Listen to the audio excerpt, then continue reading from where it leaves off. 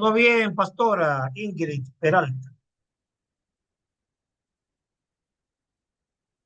¿Me escucha?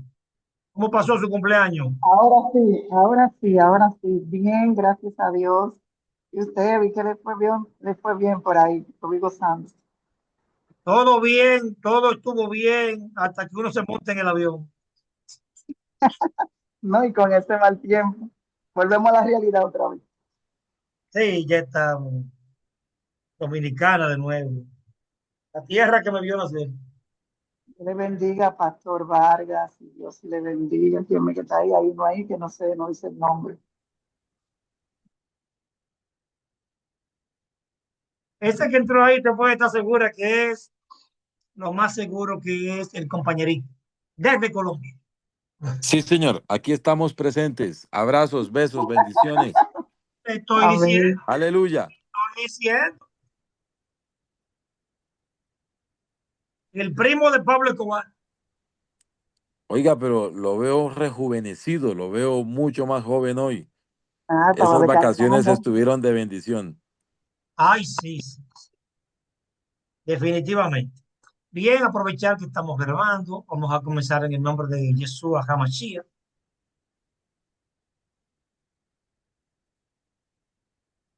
Pablo, va a llegar un momento que voy a tener que hacerte anfitrión. ¿Me escuchaste? Dios te bendiga. Perdón, perdón. Va a llegar un momento en el que voy a tener que hacerte anfitrión porque voy a pasar el celular. Ok, antes de Perfecto. comenzar la clase también quiero aclararle que no estoy en mi casa ahora mismo a las 7, ¿verdad? Voy a hacer solamente oyente, para que sepan. De aquí para allá lo que ustedes quieran. Bien, lástima que no veo a Carmen. Ella Ay, no. me solicitó y yo prometí, y el que promete cumple, verá la grabación entonces, explicar el tema de las reglas, que era una tarea, pero ella quería que explicara, que abundara. Se supone que es una tarea y ustedes iban a investigar. Pero tengo un resumen, lo quiero compartir con ustedes, para entonces pasar la dinámica con Pablo y lo voy a hacer anfitrión, porque ya eso de las 7:15. Mira qué mujer más bella, mira qué mujer más buena moza. Voy a, voy a tener entonces que mi esposa tiene la dirección del culto hoy. Hay semana congreso, ahora le llaman. Esto ha cambiado tanto. Antes era campaña de damas, semana de damas. Ahora es congreso de damas. Porque todo es por moda. Sí, sí, ahora es congreso de damas. Y ya no se invitan predicadores, se invitan profetas. Hemos resucitado a Elías y Eliseo y esa gente. Vale, pero gloria a Dios. Maestro, y es que no vamos a detener esa ola de falsedades. Vamos a dejar que nos sigan arropando. Que nos Si sigan tú quieres, arropando. como dice el chavo, sin querer queriendo, dijiste el nombre, te recibe. Porque ese nombre se lo da Peter Wagner en Estados Unidos, ya ha fallecido. Espero que Dios haya tenido misericordia de su alma y lo haya perdonado. En el 86, y luego él lo retoma 91, 92. Él salta con eso de la nueva ola de profetas y apóstoles. Así era que se llamó. Él le denominó la nueva ola. Y a partir de Peter Wagner en el 86, son los pininos, los inicios de esta moda. Luego en los 90, repito, 91, 92, comienza formalmente lo que es el neopentecostal. Y la nueva iglesia pentecostal, renovada, ya la que permitía de todo. Se acabó la conservadora. Y eso ha revolucionado Latinoamérica completa, sin repercusiones en Latinoamérica a gran escala. Y ya hoy es el boom, porque todo tiene un proceso. Te dirá, pero eso no se notaba, no se notaba en República Dominicana. Pero ya aquí estamos en el boom. No, ministro, hay Ay, cosas que Dios tienen que mío. pasar, eso es bíblico, hay cosas que tienen que suceder. Tienen que suceder. Tiempo de apostasía. Que usted y yo no lo vamos a detener. Y Y otras entonces, mi cosas, niño. y otras cosas que no las vamos a ver. Bien, quiero comenzar con las 7 reglas de No me quiere Gilel. pagar lo que me debe. Recuerde que Gilel trabajó 7 reglas. La primera se llama el Balcomer, ¿En qué consiste el Bar Homer? La primera regla de Gilel. No voy a explicar todas las reglas, son demasiadas. Son 7 Gilel, 13 Akiva, 32 Eliezer Ben José Hagilili. No sé, es imposible. Pero sí voy a citar breve las 7 de Gilel, porque son las que Pablo cita en el Nuevo Testamento. Pablo no cita Akiva. Pablo no cita Eliezer Ben Gilili porque no existía. Hillel es del siglo I antes de Cristo y muere en el siglo I. Entonces, entre el siglo I, finales, ya no existiendo Pablo, y principio del segundo, entonces es el tiempo de Akiva. Y solamente siglo segundo, nunca siglo tercero, el ser Ben Gilili. Dígame, pastora Ingrid Peralta. La veo levantando la mano. Dagomer, ¿cómo usted dijo? Te la voy Sí, anotando. se llama Porque Cal. yo, ok, Cal Bal Homer. Cal Bal Homer. Es la primera regla de Gilel y es la que Pablo cita cuando habla a Timoteo diciendo, ok. traza, 2:15, traza bien la palabra de verdad. Cuando le dice a Timoteo que trace bien la palabra de verdad, le está diciendo, recuerda la primera regla de Gilel, el Bal Homer. Señores, escuchen, ¿eh? Pablo cita las 7 reglas en sus cartas. Por cierto, 7 reglas, 7 cartas. Porque el caso de Timoteo lo estamos citando, Primero, pero es pseudoepigráfico. Pablo no escribió a primero, Timoteo. Sáquese eso de primero, la cabeza. primero, segunda, de Timoteo. Timoteo 2:15. Segunda 2:15. Esa es la cita bíblica del instituto nuestro. Si usted es el instituto, usted sabe eso. Esa es la cita bíblica del instituto. Bien. ¿En qué consiste? Si algo aplica, escuchen esto, si algo aplica en caso leve, con mayor razón en uno más grave. Sí, sí. En el caso nuestro, en Occidente, tenemos una premisa, no una regla, una premisa que dice hermenéutica y se cita ese Barjumel. Sí, la hemos heredado, lo que pasa es que no nos lo van a explicar de la primera regla de Gilel, es que toman esa premisa hermenéutica. Oiga esto, Pablo y los demás. Y es la que Ay, dice ay, que ay. los pasajes oscuros se aclaran de los pasajes más claros. Si los pasajes claros arrojan luz a los pasajes oscuros. Eso es Balgomer. Eso es una regla de Gilel. Eso es de hermenéutica. Y nos han vendido ay, la premisa hermenéutica. Nah, es un plagio. Regla 2 es la Geserat Shabbat con SH. Gesera con Z. Gesera o Gesera Shabbat. No Shabbat de sábado. Esta tiene que ver, siempre voy a buscarle el equivalente o voy a hacer el intento de nosotros en Occidente.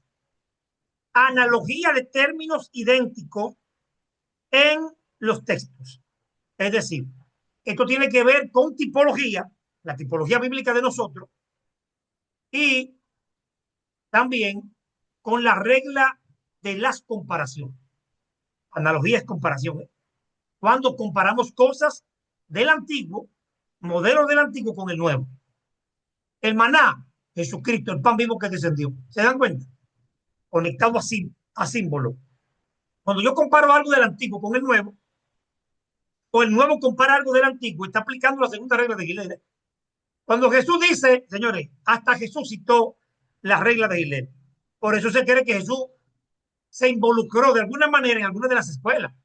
¿Dónde aprendió Jesús a escudriñar las escrituras? Digo la parte humana, ¿eh? La divina no tiene que ir a una escuela, pero la humana tuvo que ir a una escuela, aunque el texto no me lo diga. Eso es indiscutible. Aquí en Dominicana decimos que se cae de la mata. Y Jesús dice en Juan 3:14, como la serpiente se levantó en el desierto, así el Hijo del Hombre. ¿Qué está haciendo Jesús? Se está comparando con el evento, no con la serpiente. No se confunda. Jamás confundan serpiente con Jesús. El evento, lo que ocurría, él compara lo que va a pasar en la cruz con lo que pasaba allá en Números 21 con la serpiente. O Bemikbar en hebreo. Regla 3.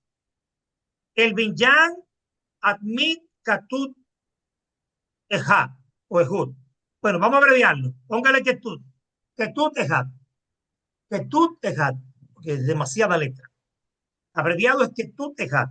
Repito, tercera regla de Giler, el maestro de Gamaliel, maestro de Pablo, o Saulo, ¿verdad? Antes de Pablo. Principio general derivado de un solo texto. Y recuerden que aquí nosotros en hermenéutica tenemos una tercera regla. El texto sin el contexto es un pretexto. Yo debo revisar todo el texto. No puedo dar una explicación, yo no puedo dar una respuesta, yo no puedo dar una interpretación si no reviso qué hay alrededor. Entonces, esta también era una regla de Gilet. 4. El Shenei Ketubim, que por cierto hay una división en la Tanakh, pero que la tercera, los escritos, que se llama Ketubim, que ya hemos explicado que a la que pertenece Daniel, que nos han vendido un Daniel profético, comparándolo con Apocalipsis, escatológico. Señores, para el judío, Daniel toda la vida, todavía el día de hoy, es un libro poético. Daniel es poesía. Y para usted, para mí, Daniel es lo máximo. Compite con Apocalipsis. Y estamos mal, pero muy mal, muy mal. Le llamamos de que el Apocalipsis del Antiguo Testamento. Ajá. Yo te digo. Ay, ay, Dios mío. Quinta regla. Esta sí se puede decir completa. El Kelai Utperat. Kelai Utperat. No estoy hablando en lengua. Bueno, cuando el pastor empieza a danzar aquí. Ese pastor es pentecostal, se le ve. Es leyendo en hebreo que estoy, ¿eh? No estoy hablando en lengua. Vayan a jamás aquí a cabeza. Pentecostal no puede sentir un Kia Manda, un Suzuki ni un Kawasaki. Empieza y se prende solo. ¿En qué consiste? Lo general y lo particular. Por cierto, hay dos métodos de estudio bíblico que se dan, que es el inductivo y deductivo, que eso es lo que habla de lo general a particular y de lo particular a lo general. Es decir, que seguimos plagiando. Cuando hablamos de métodos inductivo y deductivo para el estudio de la Biblia, atención, estamos utilizando la quinta regla de Gilel, lo general y lo particular, y viceversa. Esto se conecta al modismo también llamado lo absoluto por lo relativo y lo relativo por lo absoluto. Hay dos modismos hebreos conectados a la quinta regla de Gilet. Esto es muy interesante y es bueno que lo conozcamos. Sexta regla. Esta es larga y voy a decir solamente las palabras finales. Es el Macón, se llama Macón Ajer. Ajer. Como que usted está yogado. Ajer. Macón Ajer. ¿En qué consiste la sexta regla? También es comparación, pero en esta ocasión con un pasaje semejante. Otro plagio, Pablo Blanco. La quinta regla de la Ay, ay, hermenéutica, ay. ¿cuál es? Los pasajes paralelos. Y hay tres tipos de pasajes paralelos. Quinta regla, comparación de pasajes paralelos. Entonces, es un plagio. La quinta regla hermenéutica nuestra es un plagio de la sexta regla del Macón Ajer de Hitler. Señor, increíble. Pero eso no se lo van a decir en un instituto bíblico. No se lo van a decir. Séptima, Dabar, que es el mismo nombre que recibe Deuteronomio, el Hagdabar, la palabra, palabras, las palabras de Moisés, Hagdabar, o Devarim es el nombre correcto, de Debar, palabra en hebreo, Hagdabar, la palabra, que fue el primer nombre que prácticamente tuvo a lo que llamamos Antiguo Testamento. El texto sagrado de los hebreos y luego de los judíos, su primer nombre fue Hagdabar. Y también ahí mismo la Micra y Hagdabar. Si antes de que se llamara Biblia lo que tenemos, ya el hebreo tenía el Hagdabar y la Micra. Hoy en día, ¿verdad? Hablamos de la Tanakh. Eso no existía de Tanakh. Tanakh es un acrónimo. Y de eso sabe Pablo Blanco como lingüista. Es un acrónimo. Tanakh. Bien. Vamos entonces a las 7. Ahí está. Dabar Hat Lamet. Dabar Hat Lamet. No estoy hablando árabe, por si acaso. Eso era como árabe. ¿En qué consiste? Interpretación de acuerdo al texto. Excepto para Occidente. Exégesis. Exégesis bíblica, señor. La regla 7 de Hillel exige una exégesis judía. Nosotros tenemos una exégesis occidental. ¿Y qué involucra exégesis? La exégesis es componer y descomponer, dividir, clasificar, detallar palabra por palabra, intencionalidad del autor. Sí, es buscar, rebuscar, inquirir. ¿Cuál es el enfoque teológico? Y cerrando con Hillel. Los demás son más breves todavía. Solo Hillel quise detenerme con las 7 reglas que están distribuidas en la que tenemos atribuida a Pablo 13 cartas. Aunque sabemos que él trabajó 7, eso no es coincidencia, señores. 7 cartas no llegaron, 7 reglas de Hillel. La regla de Hillel enfatizan la lógica y la coherencia interna del texto. Ese es el enfoque principal. Repito, lógica y coherencia interna del texto. Nosotros copiamos esto también. ¿Qué nos dicen de la Biblia en general? De que más de 40 autores, una diversidad de fechas, épocas diferentes, culturas distintas, destinatarios diferentes, repito, más de 40 autores, y la Biblia tiene coherencia interna. ¿Vayan escuchando? Del enfoque de Hillel tomamos la coherencia interna para hablar de esto en cuanto a la Biblia se refiere. Vayan escuchando. En cuanto a Akiva, que amplió las reglas de Hillel y la llevó a 13. De 7, Akiva la lleva a 13. Atención. ¿En qué consiste su enfoque? Extraer leyes, incluso particulares, trabaja la gramática, interesante. Detalles ortográficos, observa detalles ortográficos, las 13 reglas de Hillel, ahí está el enfoque de él. A diferencia de Hillel, buscaba no simplemente lógica textual, sino el significado oculto y principal detrás del texto. Atención, ¿eh? Sí, Akiva trabajó una parte mística. Hillel fue más literalista. Y la parte mística comienza con Akiva. Ya con tendencia futuro, van a ver con Hagi Lili a Cábala. Ya, bueno, hoy en día, en tiempo de Hagi Lili tampoco podemos hablar de Cábala. Pero ya hoy, de manera anacrónica, por prolexis, podemos decir que Eliezer ya trabajó Cábala. Aunque sabemos que el creador de la Cábala es Rashi, el nombre verdadero era Salomón, pero se le llamó Rashi. Rashi en la Edad Media. Es el creador de la Cábala, ¿eh? Rashi. Inclusive el pionero en decir que Isaías 53, oye esto, Pablo, no habla de Jesús. El siervo sufriente, Isaías 53, es Israel. Eso fue Rashi, el creador de esa teoría. Y hoy en día el judío de hoy, lo cree que eso es verdad absoluta. Isaías 53 habla de Israel, no habla del Mesías, no habla de Jesús. Es bueno que sepan esto, para que no se lo cuente otro. Se lo digo yo.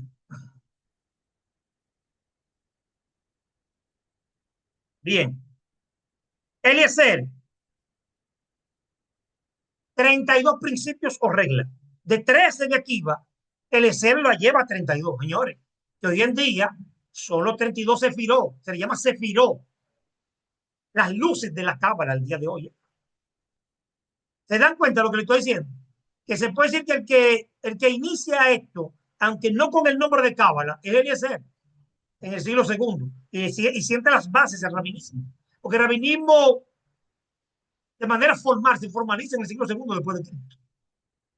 Y a esos términos que vemos en la Biblia son prolécticos, y que rabino, que María Magdalena le llamó rabino, le llamó rabí, a eso le llamaban rabí, que Nicodemo le dijo rabí. Eso es prolexis, eso es anacrónico, eso no es cierto.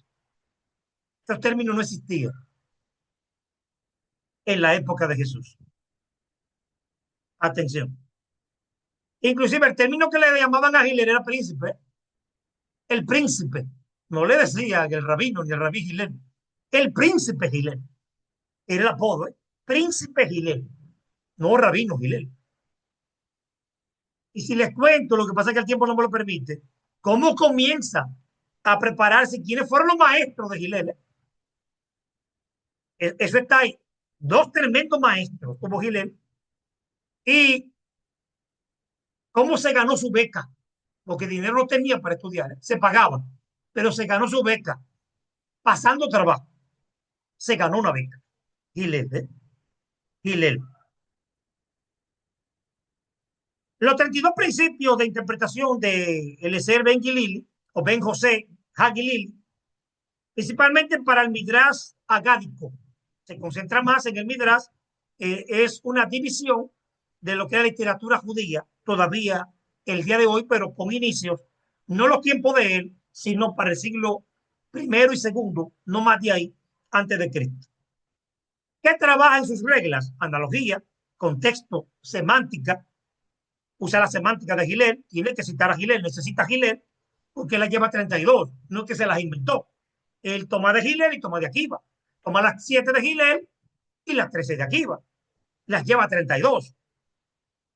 El detalle gramatical y tipológico de Akiva lo toma. Elementos nuevos. ¿Qué suma? La numerología, que es la gematría, Pablo. Eliezer Ben Gilili adopta la gematría, es creador de la gematría. Se puede dar como creador. Acrósticos, figuras retóricas y armonización intertextual, que hoy en día de Eliezer Ben Gilili también plagiamos lo que se llama intertextualidad en hermenéutica bíblica. Para poder entender y hacer exégesis necesito la intertextualidad. El tema de los textos y la intertextualidad.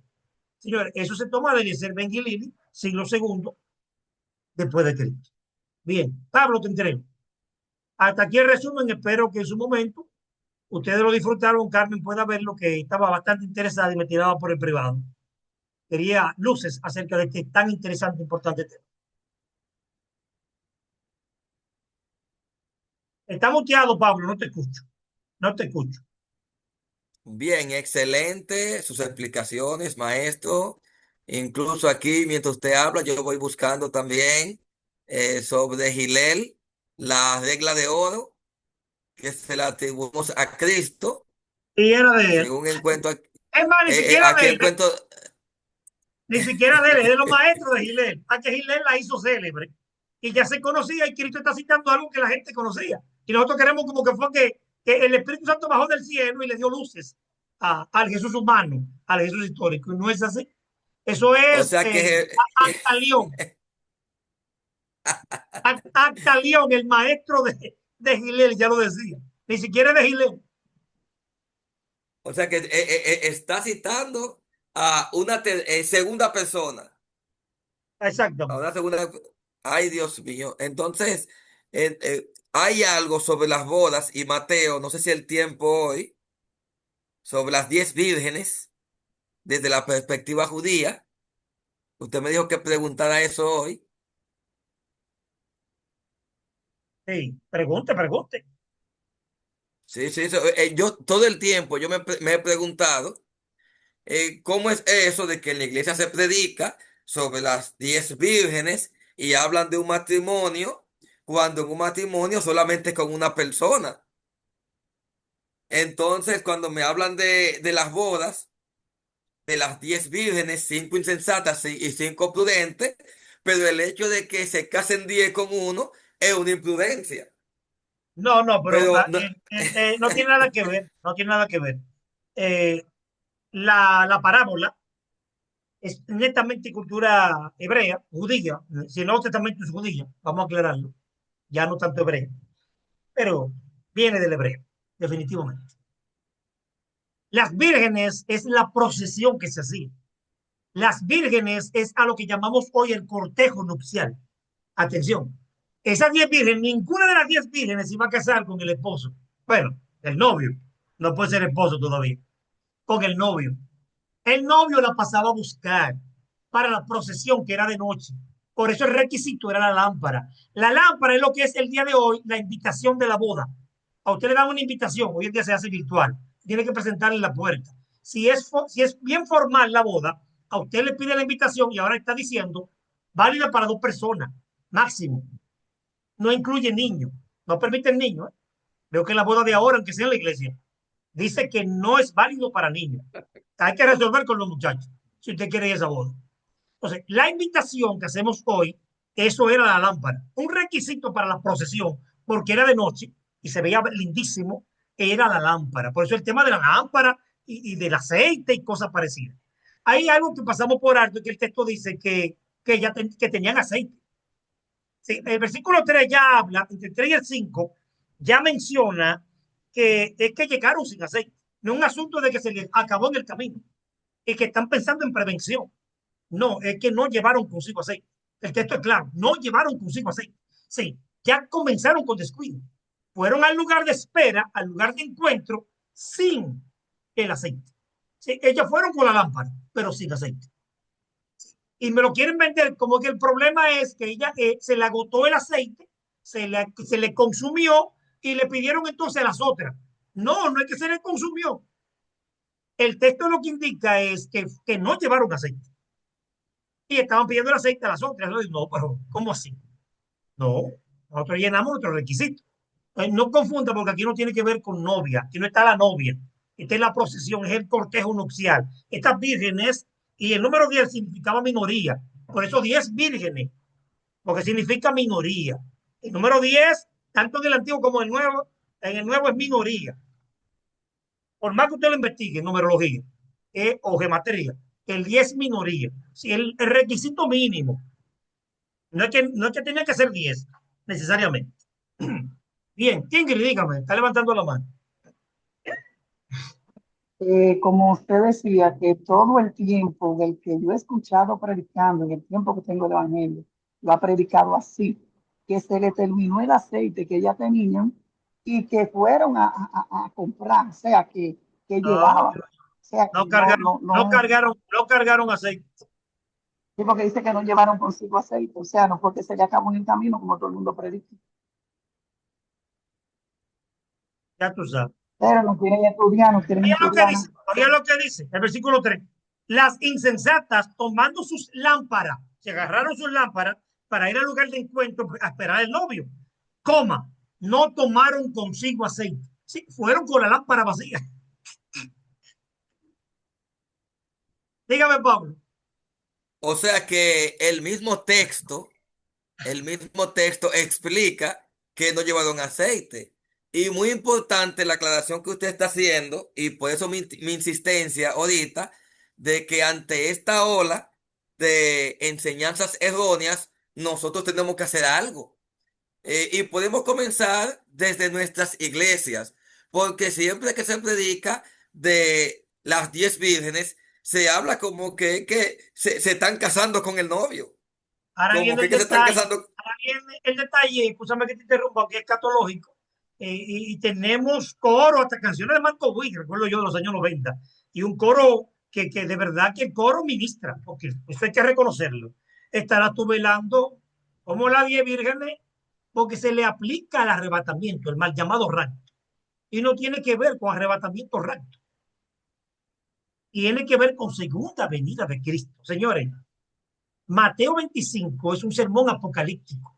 Es un sermón que empieza en el 24, el mismo día, en la misma ocasión y para el mismo público. Atención, en el Monte de los Olivos. Se le llama el sermón apocalíptico del Olivete, porque se da en el Monte de los Olivos, en la falda del Monte de los Olivos, a 3 kilómetros del templo, señores. A 3 kilómetros del templo. No más de ahí.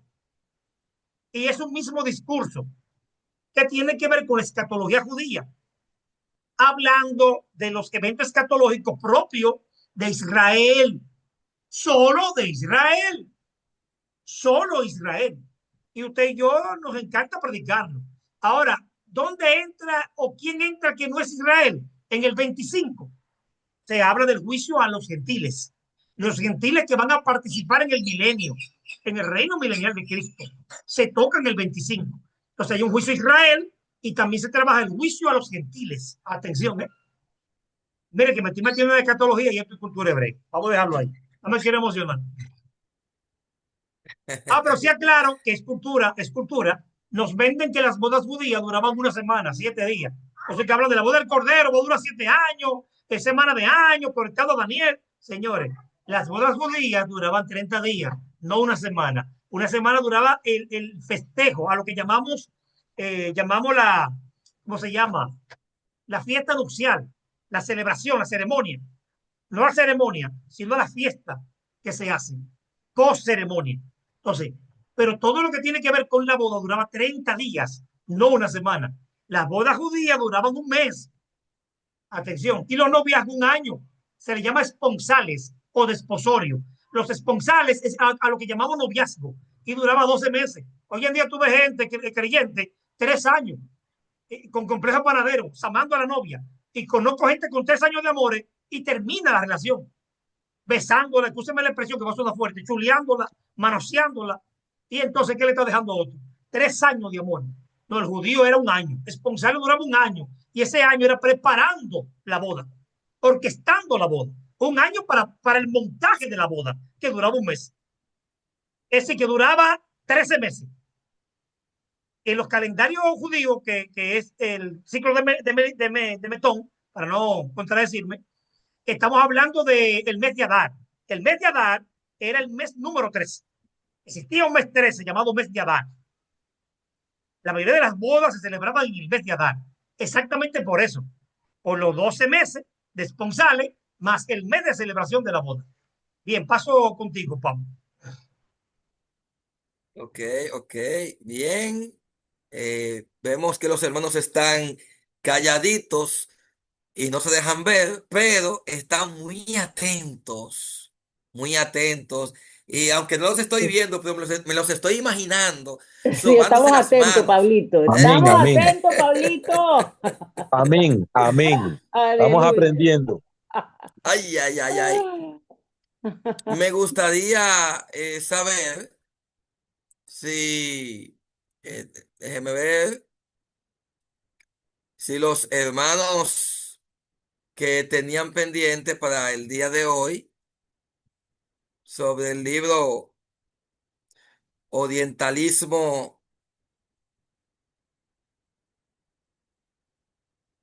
Vamos a ver, que tenemos tantas cosas aquí. Ay, ay, es que mucho, mucho material, mis hermanos, mucho material. No, si nos llevamos de ti no funde el cerebro. Oye, wow, no encuentro, Dios mío. Ok, El ok. hermano Edward como que Eh, tenía un tema del sí, orientalismo, sí. sí, Estamos por aquí, eso de estamos por aquí. orientalismo en la Biblia de Bicho Pillay con el hermano Edward. ¿Se encuentra el hermano Edward? Mm, El hermano Edward se encuentra por aquí. brilla Sí, con su luz. estamos por aquí. Ok, entonces si el hermano Edward no se encuentra, esperemos que Estamos más por aquí, adelante. cielo. ¿No me escucha? Ah, no se escuchaba, ¿no? Adelante, distinguido. Ok. Bien, la parte de que me correspondía, que estaba pendiente de los orientalismos en la Biblia, el capítulo 10. A partir de ahí voy a estar compartiendo algunas informaciones. Específicamente, el capítulo 10 tiene como título Las apariencias son importantes. Y en esta parte, pues, nos narra la, la historia o el acontecimiento de Sara y Abraham, específicamente en el libro de Génesis, el capítulo 20, verso 16, donde dice que, y Sara dijo, he aquí he dado 1000 monedas de plata a tu hermano, mira que él te es como un velo para los ojos de todos los que están contigo y para con todos. Así fue vindicada. Esta, este pasaje lo que nos habla es de la ocasión donde Abraham, por salvar su vida, vamos a decirlo así, pues tuvo que ceder si cabe el tema, su, su privilegio de como esposo de Sara, ¿verdad? Temiendo por su vida y aduciendo que era solamente su hermana. Pero esto pudiera tener quizás algún malentendido por la acción como tal, pero más bien esto al final tiene un desenlace, que es lo que hace referencia aquí, donde vemos que el rey al darse cuenta del pecado que iba a cometer o de la acción, ¿verdad? No eh, conforme a lo que estaba establecido de que no podía tomar una mujer que estuviera casada, él hace vamos a decir, una acción pública y por eso es que habla de que les da mil talentos delante de unos testigos como muestra de que aunque sí eh, Sara fue, o sea, tomada, pero no llegó a consumar el hecho como tal, o sea, no llegó a vivir con ella como mujer, pero eso pudiera quedarse en entredicho, entonces eso será bien importante, no necesariamente de que no se hubiera realizado ningún acto, ¿verdad? Entre ellos dos, sino que iba a quedar en vamos a decir, en la imaginación o en lo que se vio de que él se llevó a Sara como su esposa, lo que sabemos que no pasó. Entonces, por eso que este capítulo habla y al final tiene una reflexión que dice que los cristianos han sido invitados a no hacer casos de los avisos del corazón y de los abusos que se le amontonen sobre él porque no le están prestando atención a las apariencias engañosas. O sea, en cierto, nuestra comunión con Dios se puede mantener intacta, pero también precisamos la comunión de los unos con los otros. O sea, que si bien pudiera una persona cristiana verse en una situación donde usted pueda estar plenamente seguro de que usted no ha cometido ninguna falta, pero debe también cuidar de que el testimonio con los demás también esté a salvo. Y eso es lo que más bien nos refleja esta historia de esta situación. Luego, en el capítulo 11, habla sobre una historia de Eliseo. El título es un poquito atípico quizás, se refiere, dice, desafiando a los ridículos y está basado en Segunda de Reyes, segundo libro de Reyes, capítulo 2, verso 23 al 24. Dice que después subió de allí a Betel y subiendo por el camino salieron unos muchachos de la ciudad y se burlaban de él diciendo, calvo, sube, calvo, sube. Y mirando atrás los vio y los maldijo en el nombre de Jehová. Y salieron dos osos del monte y despedazaron de ellos a 42 muchachos.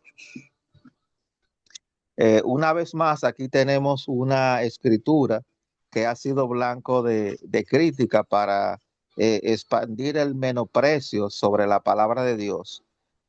Ya hemos repetido en otras ocasiones que los críticos y los traductores han contribuido sin mala intención a este pasaje.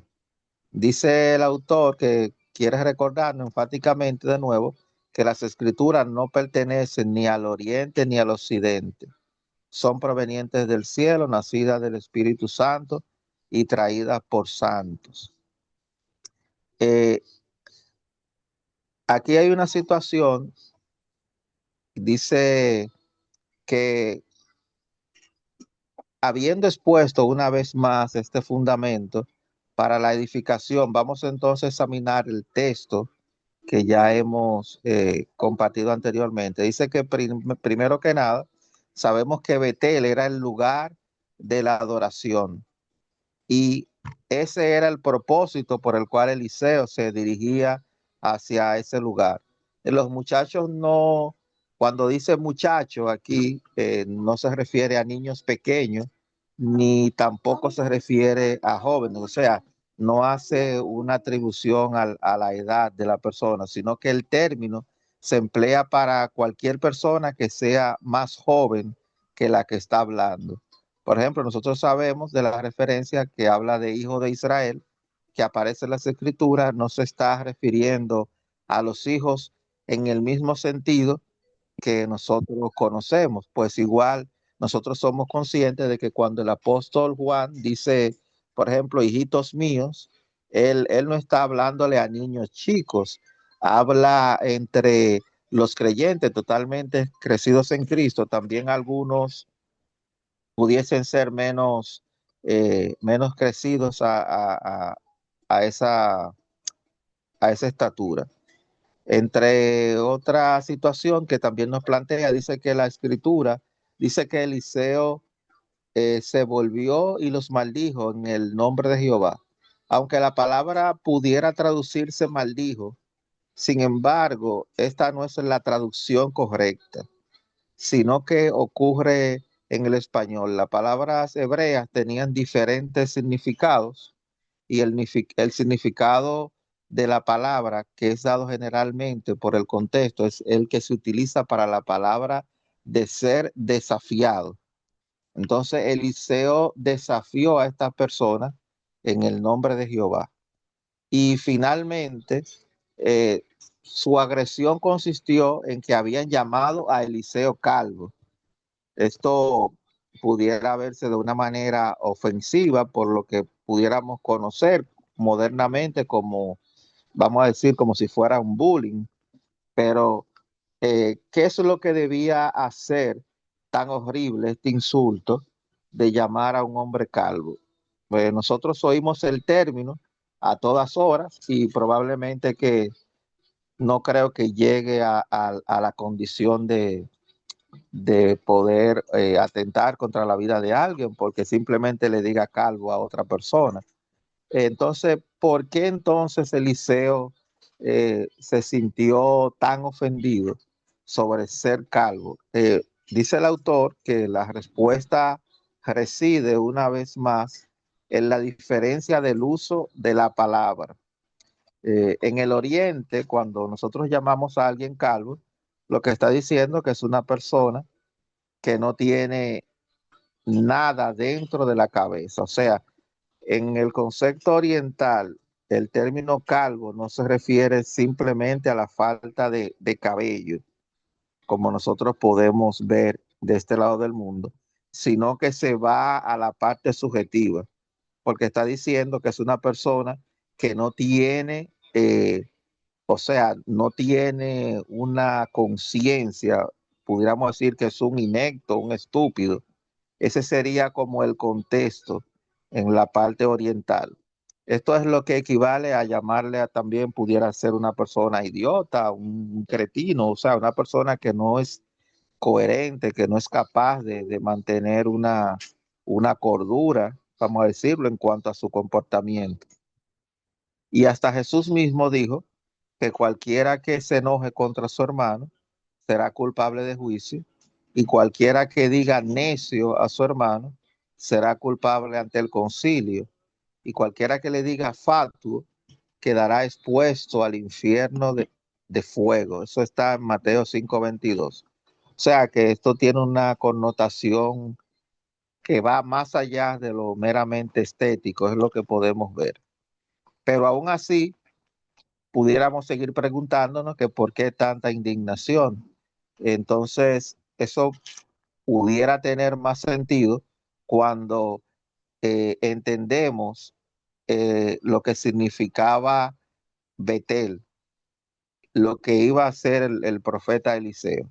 Ellos conocían hacia dónde se dirigía y el propósito que perseguía.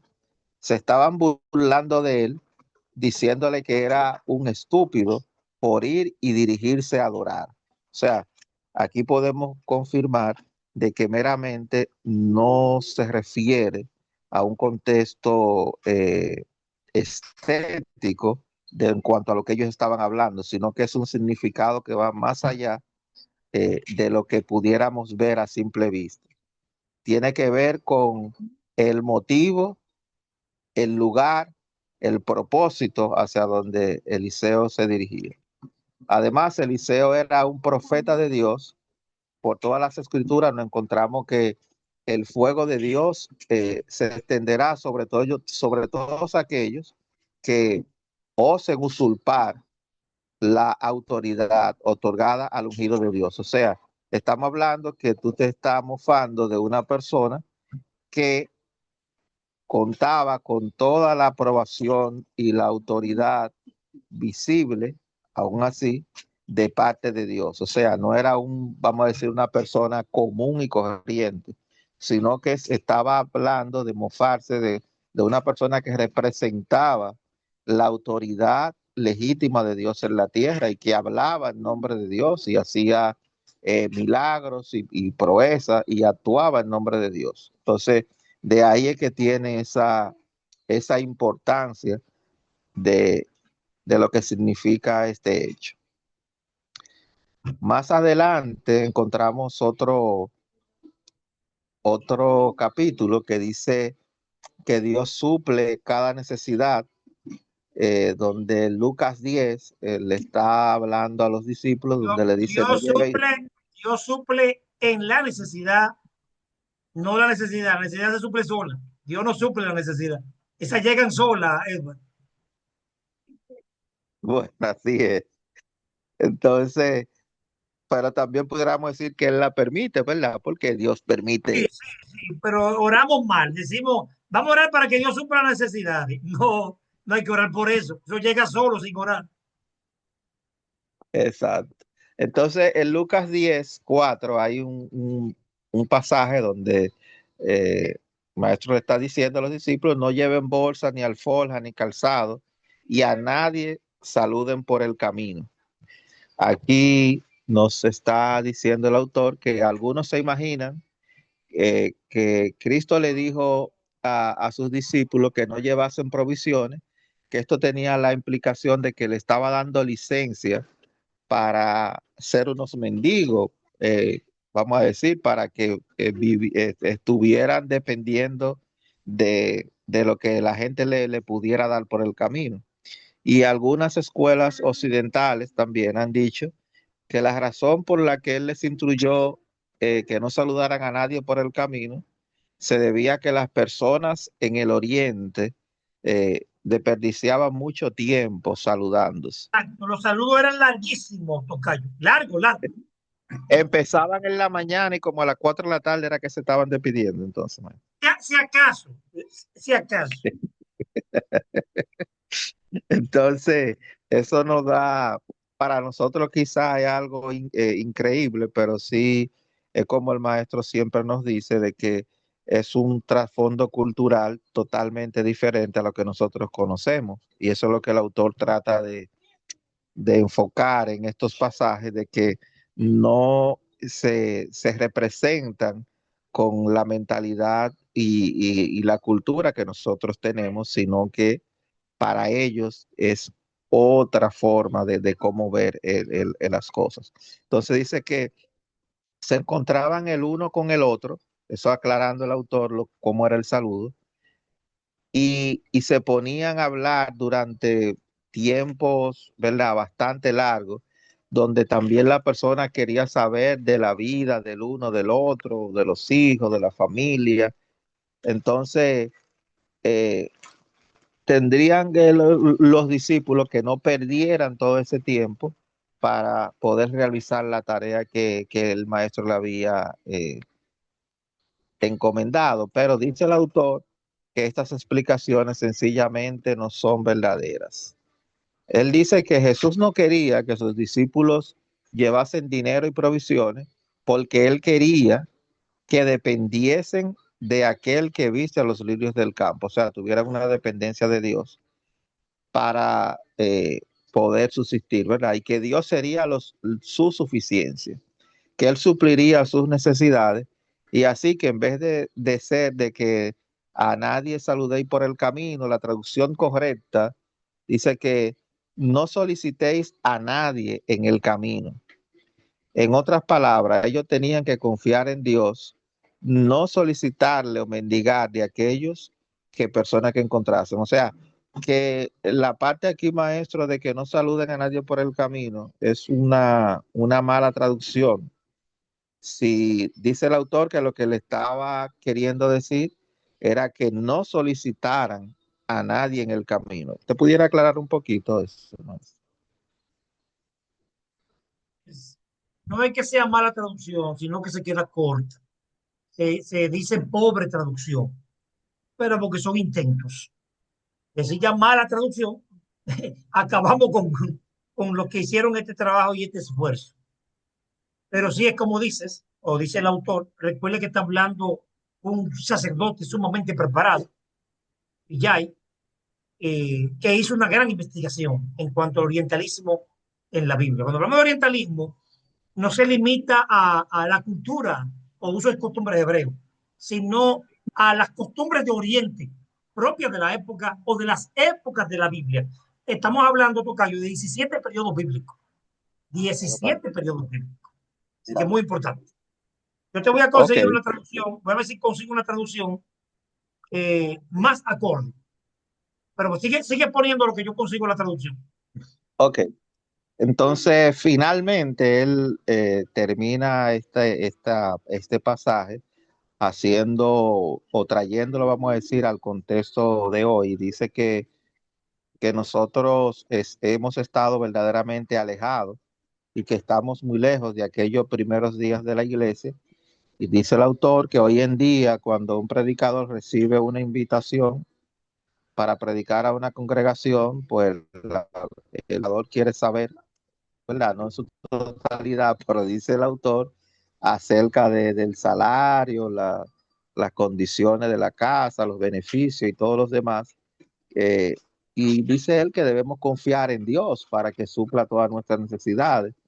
Es una historia que está en la Biblia, pero no es una historia que uno espera ver aplicada en las manifestaciones muchas veces de nuestras vidas. Sin embargo, Jesús, dice el autor, esperaba que sus discípulos pusiesen en práctica lo que el maestro le había enseñado. La historia del ministerio de la iglesia del primer siglo, hay muchos testimonios del hecho de que más de cualquier otra generación posterior fue para ellos una manera de vivir, o sea, no meramente una religión.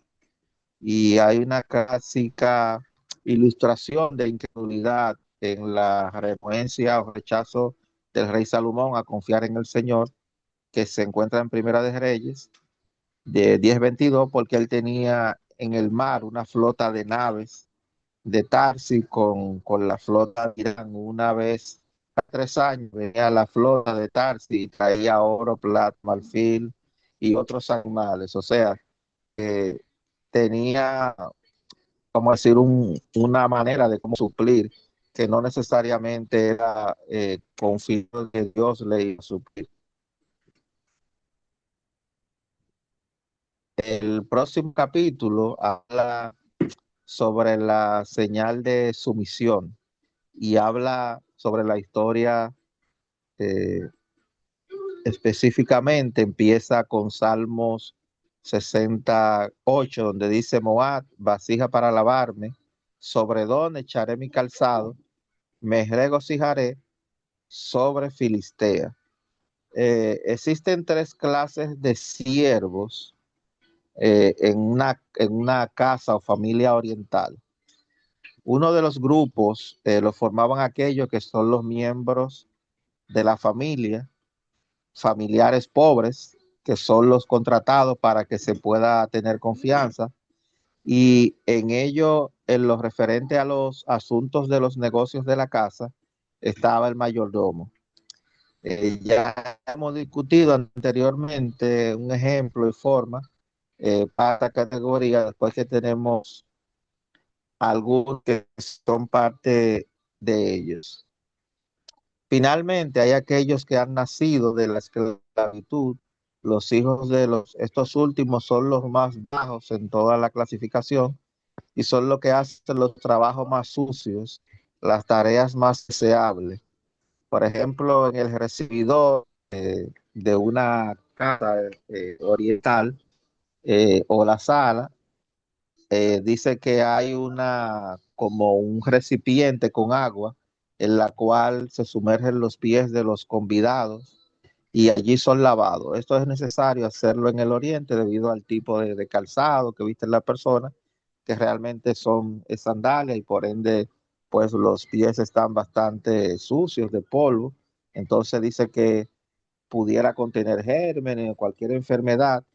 Entonces, estos deberían ser lavados antes de entrar en la casa. Entonces, dice aquí que los moabitas eran los descendientes de Moab, el hijo de Lot, eh, por su hija, eso está en Génesis 19:37, y los edomitas eran los descendientes de Saúl, el mayor de los hijos de Isaac, que vendió su primogenitura por el potaje. Ellos no eran bien vistos en la sociedad y estaban sujetos al gobierno de David después de haberlo conquistado. O sea, estos dos, vamos a decir, estas dos descendencias, tanto los moabitas como los edomitas, no tenían un buen posicionamiento dentro del pueblo de Israel por las situaciones que ya habían sucedido anteriormente.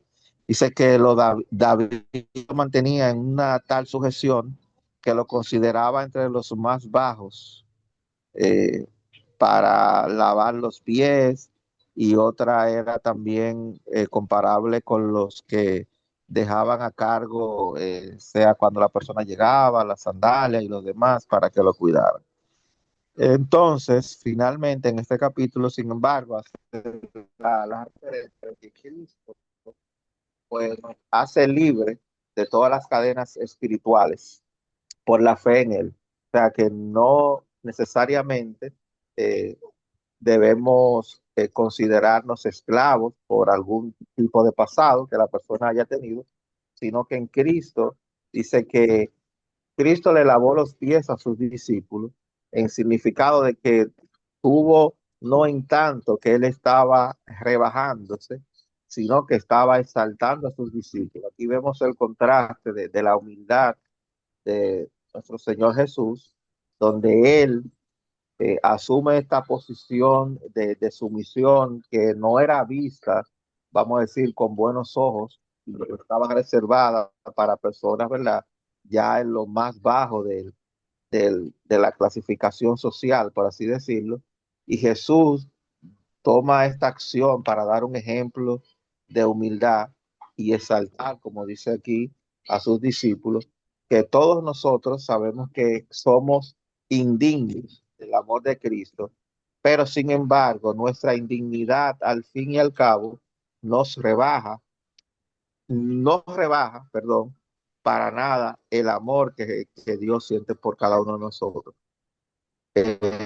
Otro punto que presenta el escritor que dice que Jesús sabía que Judas iría a traicionarlo, pero de todas maneras le amaba y le lavó los pies al mismo tiempo y de la misma forma que a sus otros discípulos. O sea, que ahí vemos que tan grande es el amor de Dios y la gran enseñanza que tal vez, o tal vez, sin decir tal vez, tiene este pasaje para nuestras vidas. Finalmente, aquí dice el capítulo 14, habla de cuando Dios sustrae. Muchas personas, dice el autor, que miran a Dios como si fuera una especie de tirano que estuviera esperando la oportunidad de pisarnos el cuello con sus botas, por hablar de alguna manera, pero nada puede ser más falso o desprovisto de verdad. El amor de Dios es tan grande que su fama todavía está a la mitad por contar y nadie lo sabe. Su corazón se derrite de compasión por aquellos que se dan la vuelta y dejan perder la buena vida. Pero nosotros vivimos en un universo de orden. Dios nos ha hablado, nos ha dejado ver las leyes inalterables que existen. Nosotros conocemos las consecuencias y todavía vamos a decir, golpeándonos por la cabeza contra la pared semana tras semana, mientras que Satanás nos ha cargado de tal forma el entendimiento que no podemos ver cuando quebramos la ley de Dios.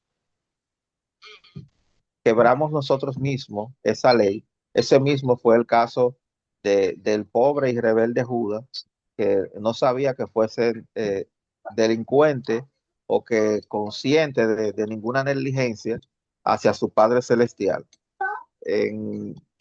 Menciona un pasaje donde dice que Jeremías dijo, y he hablado desde temprano y sin cesar, pero no oíste, y envió Jehová a vosotros todos sus siervos, los profetas, enviándole desde temprano y sin cesar, pero no oísteis, ni inclinasteis vuestro oído.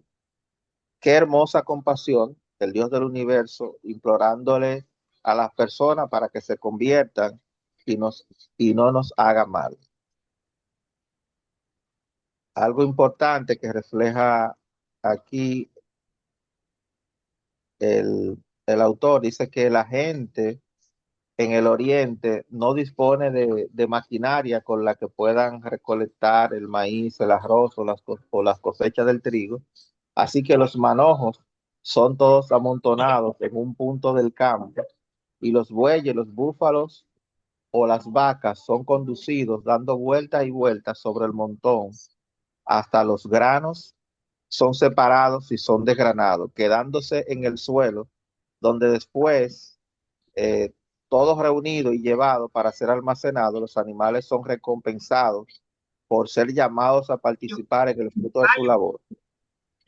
La versión, la más adecuada, en este caso va al pensamiento hebreo, disculpa que lo interrumpa, es la Kadosh. La Kadosh, que es versión judía o hebrea. Dice, no lleven cinto para el dinero, ni alforja, y no se detengan a conversar. Recuerden que su misión principal es predicar el reino de Dios, proclamar el reino de Dios, no detenerse a saludar. Muy distinto. Y no se Okay. detengan a conversar, Y porque era aclara larga mucho, conversación. maestro, ese No era, poquito. no era un solo saludo, ni está diciendo que no sean éticos, ni prudentes, ni educados, o que sean mal educados. No, no, no, no, no. Sino que hay una urgencia, hay una misión, hay premura y que se concentren en la misma, no en saludadera ni conversadera en el camino. Hay prisa. Okay. Excelente. Bien, entonces, finalmente me queda el capítulo que dice que el Padre sabe mejor. Dice que, ¿qué padre de vosotros, si su hijo le pide pan, le dará una piedra? O si pescado, en lugar de pescado, le dará una serpiente. O si le pide un huevo, le dará un escorpión. Pues si vosotros, siendo malos, sabéis dar buenas dádivas a vuestros hijos, ¿cuánto más vuestro Padre Celestial dará el Espíritu Santo a los que se lo pidan? Está Lucas 11, del 11 al 13. Y aquí nos da una visión el autor de cómo este pasaje es visto desde un poco, vamos a decir, oriental, porque para nosotros es totalmente quizás no diferente, pero sí pudiera verse como que no tiene mucho sentido de explicación de que una persona se pueda confundir con estos elementos que ya hemos mencionado. Entonces el autor dice aquí que el pan en el oriente no es como aquel con el cual nosotros estamos familiarizados en el mundo occidental.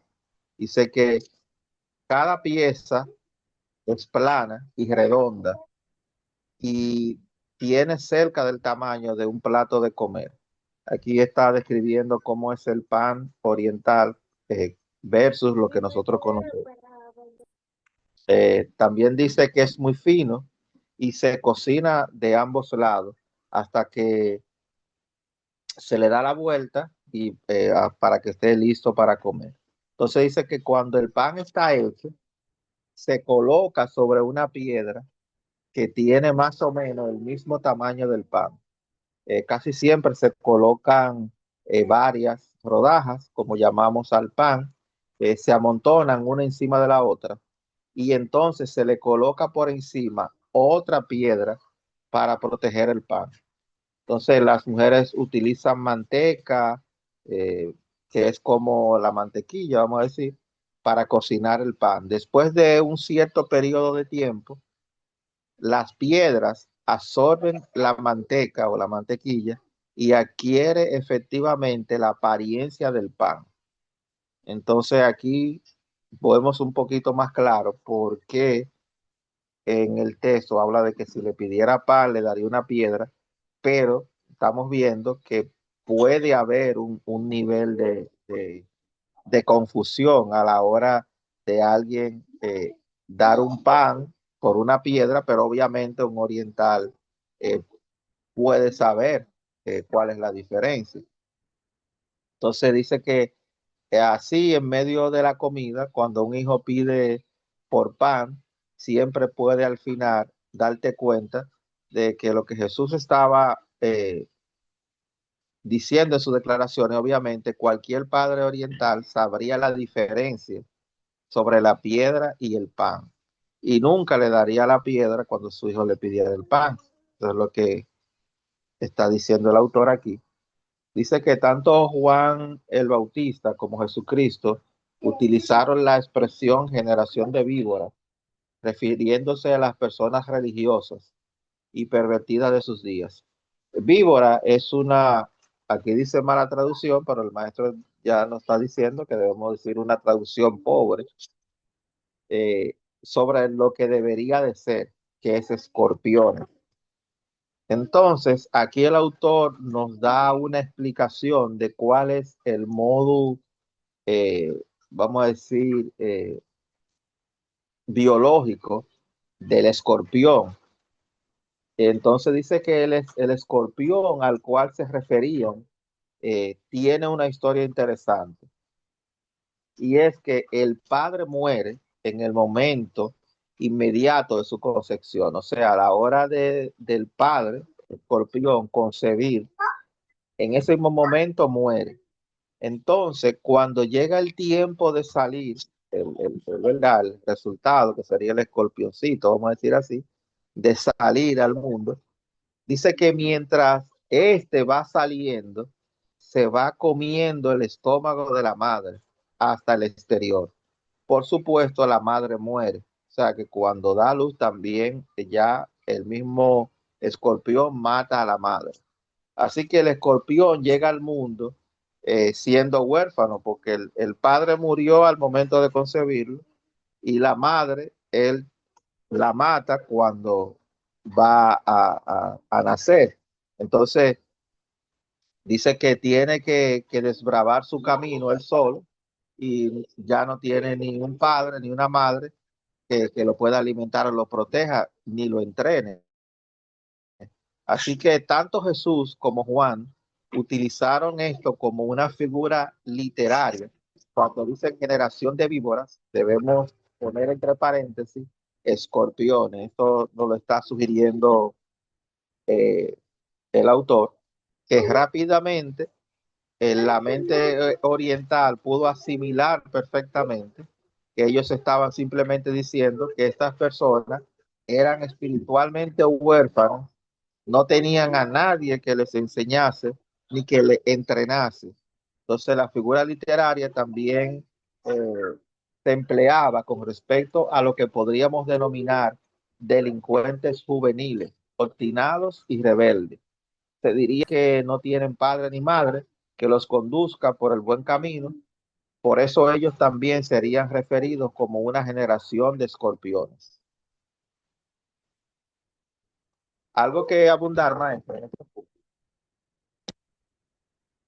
No, avance. Recuerde que hasta las 7:30 el día de hoy eran Ok, 18 minutos. ¿qué tiempo me queda? No, está bien ahí. Si hay más personas, puede dejarlo ahí. Bueno, porque le dije que quedan 18 minutos. Pablo, ¿hay alguien más? Si no, usted puede durar 18 minutos. Si no hay nadie más, consuma los 18 minutos que faltan. Si no hay nadie más. Ok, entonces creo que ya este es el último eh, que habla, el título dice se quitó el zapato. Dice que había desde ya, hacía cierto tiempo, una costumbre en Israel tocante a la redención y al contrato, que para la confirmación de cualquier negocio, uno se quitaba el zapato y se lo daba a su compañero, y esto servía de testimonio en Israel. Entonces el pariente dijo a vos, tómalo tú, y se quitó el zapato. Esto tiene que ver con el tema de cuando eh, Ruth y Noemí, había el tema de que quién iba a poder tomar a Ruth como esposa, que tenía que ser uno que fuera de su misma descendencia, o Se sea, habla del pariente redentor, el Goel, Goel en hebreo, es Goel. exactamente, era quien podía asumirlo. Entonces ahí es cuando aparentemente habían dos que podían, pero hubo uno que declinó, y entonces ahí fue que Sí. vino Pero es bueno esta que sepa que situación. en la Torah, y lo tenemos, existe, eso incluía no solamente el zapato, también escupirlo en la cara. Ajá, Se escupía en la cara. Y eso no lo vemos en, no lo menciona el relato de, si mal no recuerdo, de Ruth. Solo habla del zapato. Pero ese Solo acto habla del zapato. involucraba escupirlo también. ok. La ley exigía Entonces, zapato y escupirlo, ambas cosas, para ser redimido. exacto. Entonces, aquí, como sabemos, estamos hablando de la historia de Ruth y Noemí. El autor dice más adelante, déjame ver, dice que en el oriente, otra situación, dice que la mayor parte de los matrimonios se dan entre familiares. Uno de los motivos para que así suceda tiene que ver con el hecho de que, siendo así, las riquezas se quedan en la familia. Hoy no vemos que son familia, pero sí de la misma clase social, ¿verdad, maestro? Para que el dinero se quede ahí y no se vaya para otro lado. Dice que una mujer que se queda viuda, queda siempre al cuidado de la familia del esposo, porque no se trata simplemente de ser solo un familiar por ley de casamiento a la familia inmediata, sino que además es un familiar de sangre, también en la mayoría de los casos. Ruth tenía que dedicarse a espigar en los campos para poder sustentarse a sí misma y a su suegra. La gente pobre en el oriente puede siempre espigar en los campos, recoger la sobra de las espigas después de la siega, porque se tiene por costumbre de que cuando están haciendo esta labor, pues deben dejar de manera, vamos a decir, como dejar una cantidad, o sea, no pueden cortarlo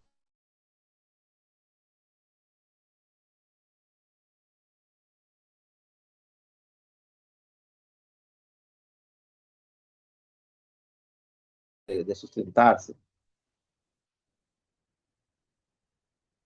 Finalmente, aquí el autor resalta que cuando vos podía asumir la responsabilidad, le dice que yo redimiré. Entonces replicó vos, el mismo día que compres la tierra de mano de Noemí, debes tomar también a Ruth, la moabita, la mujer del difunto, para que restaures el nombre del muerto sobre su posesión. Y respondió el pariente que no podía redimir para él, no sea que se dañe su heredad. Entonces ahí es cuando viene que vos se quitó el zapato y se lo, el otro que podía hacerlo se quita el zapato y se lo daba en presencia de los ancianos para que pudieran ser también como testigos. Entonces, otro caso dice que cuando una persona compra bueyes, tierras, casas o cualquier otra cosa que sea tangible, se le da un contrato de venta y la transacción sería hecha y registrada exactamente de la misma manera, eh, como lo hacemos nosotros, pero cuando se transferían intangibles, como el derecho que estamos hablando aquí, entonces la costumbre era dar esa prenda en presencia de testigos, queriendo con esto significar que el derecho había sido transferido a la otra persona.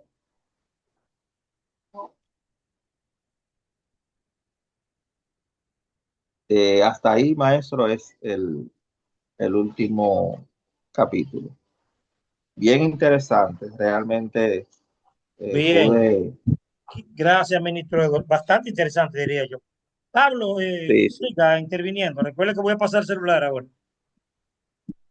Eh, bien, este, excelente la exposición de nuestro hermano Edward. Ah, pero así cualquiera. Edward, parece que es en la sangre que lo llevan los Edward. Esa capacidad, esas competencias para ilustrar los conocimientos a través de la palabra. Dios te bendiga, mi hermano, de una manera poderosa. Eh, Gracias. tengo algunas inquietudes. Iba a pasar con otro tema, pero tengo algunas inquietudes. Una que es netamente de cultura hebrea, y, y otra que no lo es. Voy con la parte de la cultura.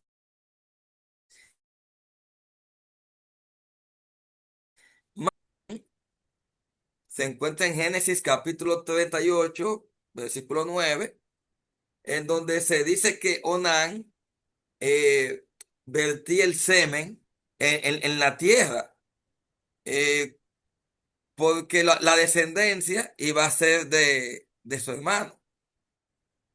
Pero ¿qué pasa? Vemos aquí que cuando Ruth se casa con vos, culturalmente, entonces tendría descendencia de su hermano.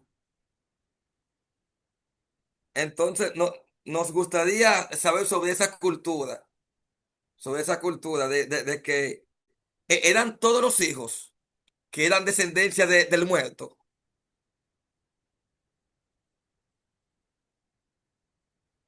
Se fue el profe. No, no, Tiene el no. ¿Qué micro, te eh. parece? ¿A quién iré? ¿A quién iré? ¿A qué diré? ¿A son de qué? Eso Hay una tiene, relación eso es la ley del levirato. Se llama ley del levirato. Y realmente si murió y apareció un redentor, como quiera, ahí existe también el Goel, se da el Goel. Si hay un redentor con ley de levirato conectado, sí se le atribuyen los hijos. ¿Por qué? Para levantarle descendencia, porque él no pudo, está muerto, es No, imposible ya. no se escuchó, no se escuchó ahí, maestro. ¿Qué pasa en la ley del levirato? ¿Qué pasa ahí? Que realmente todos los hijos que produzca el hermano vivo son del muerto. Y hay muchos casos en la Biblia. Ah, Hay casos de personajes bíblicos sumamente famosos que es levirato. Son hijos por producto de levirato. Por ejemplo, Josué. Josué, señores, el que sustituye a Moisés, el nombre que se le da como papá es un muerto. Y los muertos no tienen hijos. Entonces, a su hermano se le atribuye como papá de Josué. Zorobabel es otro. Zorobabel me presenta la Biblia con dos nombres, como que tiene dos papás, y no son dos nombres de la misma persona, sino que también hay ley de levirato. Atención, ¿eh? y David Ah, entonces, maestro. ¿No, es por ley no de era hijo de vos levirato. Es por ley de entonces? levirato. Realmente el papá es si vamos a Occidente hoy, el genético, por genética, pero eran costumbres de la época. Para ellos no, para ellos, constitucionalmente hablando, lo que valía era el muerto era el papá, porque era una ley. Y vemos que vos estaba consciente de que le ibas a hacer descendencia para el muerto. Sin Sí, Entonces, embargo, que Salmón. con vos se hace una excepción, ministro. Vos aparece en la genealogía de Cristo. Vos es lo que aparece me llama la como papá. atención. Sí, vos aparece como el papá en la genealogía. Vos aparece Pero, como papá. pero hay una intención. El papá de Obed. Aunque hay un salto generacional, claro. Papá de Obed y Obed es el papá de Isaí. Isaí el papá de David. Sí, Obed está en la genealogía. Inclusive aparece en Ruth 4 y en Mateo capítulo 1. Y cuidado si también en Lucas 3. Tendría que Maestro, ¿no es revisar. Salmón? ¿No es Salmón era antes o después? ¿No Salmón, era hijo de, Salmón es el esposo. Salmón era de, el de, de Ra- esposo de Raala Ramira. de Y Rames? entonces ellos Sí. dos fueron los padres de vos, pero hay salto generacional. Padres de Ah, de vos. acuerdo. Ok. Es Ujú. otra cosa. Yo estoy hablando de vos Sí. como papá de Obed. Como vos, papá. Sí, Obed de sí, sí. Isaí, Isaí de David. Ya. Ujú.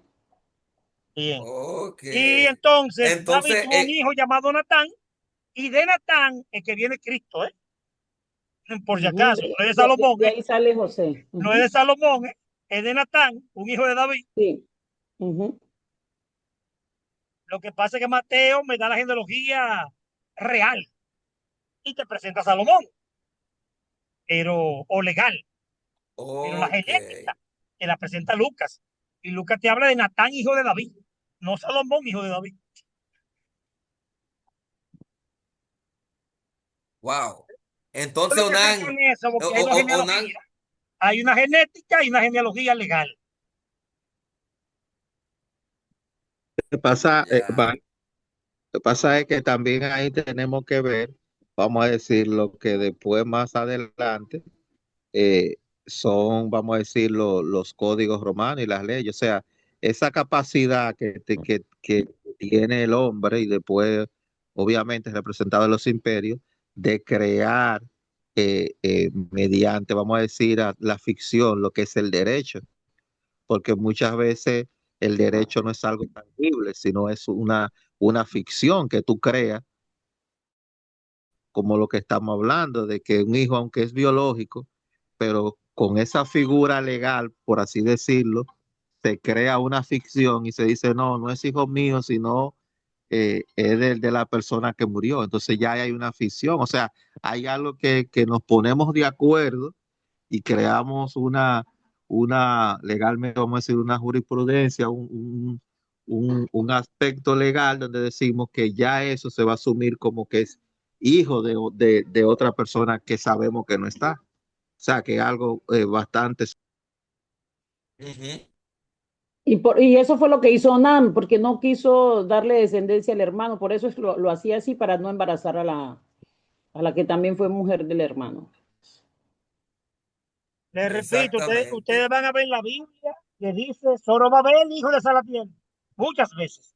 Zorobabel, hijo de Salatiel. Salatiel es el hermano. Salatiel levantó descendencia a Pedaía. Van a ver qué dice entonces Zorobabel, hijo de Pedaía. Pedaía es un muerto no tiene hijo. Zorobabel es el genético, Pedaía el legal. ¿En qué batalla? Ujú, ujú. La ley del levirato. Bueno, Y se le llama bien, así la ley del levirato. Ok. bien. La otra preguntita era, en los pocos minutos que nos quedan, en el caso de Salomón, perdón, de Eliseo, yo estuve escuchando en uno de los videos, no me acuerdo el nombre ahora, hay un representante en videos de YouTube que habla sobre la cultura judía. Usted va a saber por la descripción, maestro. Es un señor que tiene como una barba larga, blanca, Sí, que él apellido habla Roth. mucho Él es de apellido Roth. ese.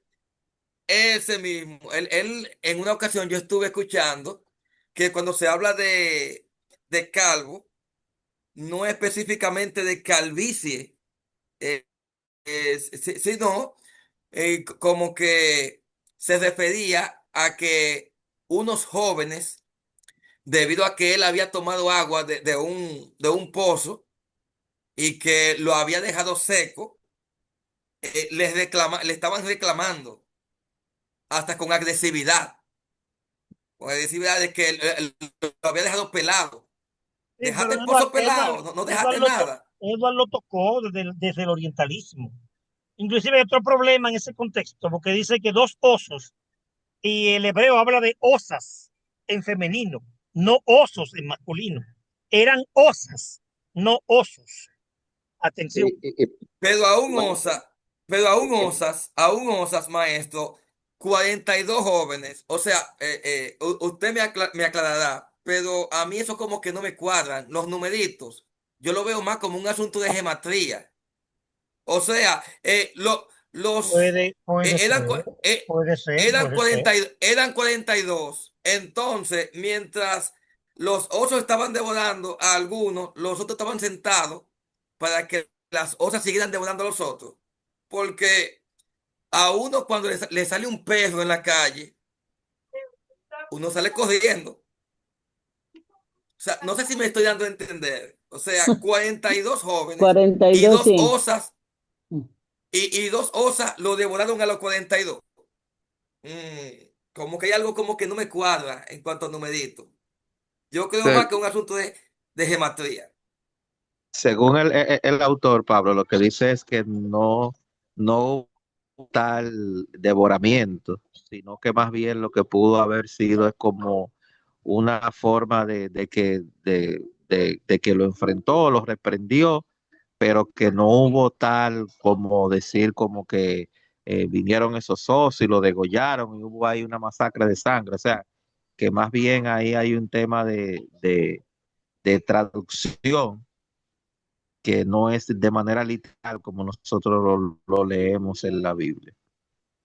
Ok, de acuerdo contigo, hermano Edward. Edward, pero mira, yo lo he predicado mucho y lo he predicado así.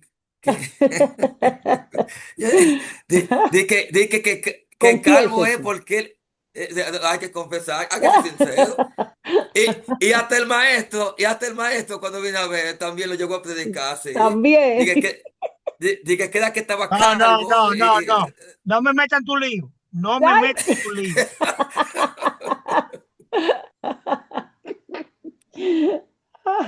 Bien, Pablo, señores, te entrego porque estoy ya conduciendo y no creo que pueda seguir hablando.